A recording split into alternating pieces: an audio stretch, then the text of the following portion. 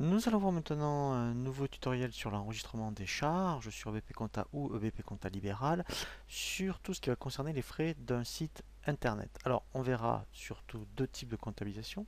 La comptabilisation du site internet à proprement parler. Alors, on verra effectivement quand est-ce qu'il faut l'immobiliser ou le mettre en charge. Et ensuite, on va voir toute la comptabilisation des frais annexes au site internet, notamment tout ce qui est publicité, hébergement et nom de domaine.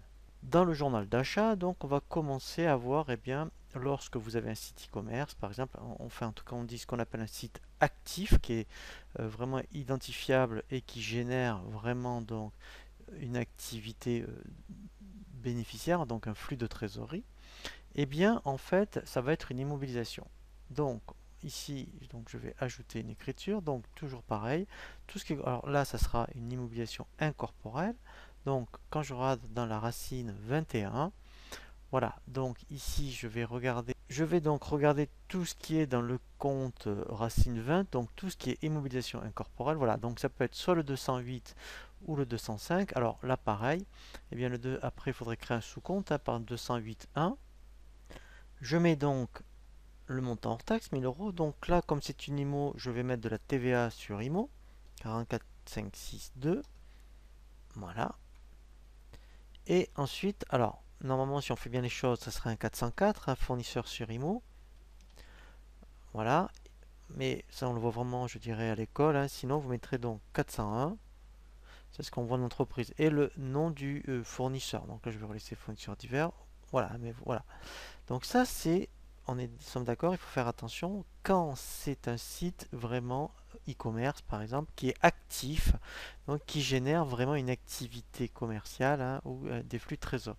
Si par exemple, si c'est un site vitrine ou un site publicitaire, mais voilà, et bien en fait, il va être en charge. Donc en fait, hein, ici, il faudra mettre donc un compte de charge et ensuite, donc là, ça sera TVA déductible. Ensuite, donc, effectivement, on va voir tous les frais annexes liés au site internet, donc les frais de publicité, tout ce qui est hébergement et nom de domaine. Donc, alors, je vais mettre les trois comptes les uns après les autres. Normalement, en principe, comme ça, c'est pas par le même prestataire, hein, vous auriez trois factures différentes. Donc, tout ce qui est ici frais publicitaires par rapport donc à du référencement Google, par exemple, eh bien, c'est un compte 623. Voilà. Alors là, pareil, il faudrait créer un sous-compte à un 623.1 en mettant publicité internet. Voilà, donc là je mettrai 623.1, publicité internet. Voilà, donc là ça pourrait être, mettons, 100 euros. Hein.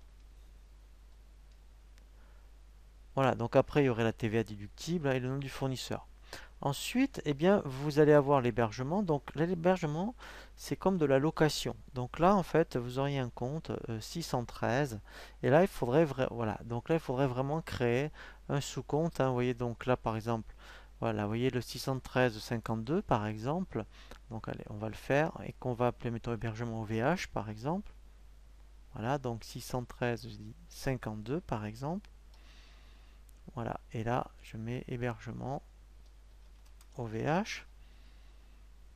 Donc là, par mois, ça peut représenter peut-être 40 euros par mois. Et après, vous allez avoir le nom de domaine. Donc le nom de domaine, en fait, c'est comme une redevance. C'est un compte 651. Voilà, donc là, en fait, il n'existe pas. Et ici, par exemple, on pourrait créer donc le 651.1. Et là, on met juste redevance. Voilà, pour concession. Voilà, licence et valeurs similaires, par exemple. Voilà. Voilà, et donc là pareil, hein, le nom de domaine. Alors c'est vrai que c'est pas énorme en principe par an. Allez, je vais mettre allez, 10 euros. Voilà. Donc, alors bien sûr, on aurait eu la TVA déductible à chaque fois. Donc là, je vais le mettre.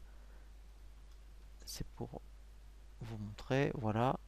Et ensuite, eh bien, toujours pareil, on aurait eu le fournisseur.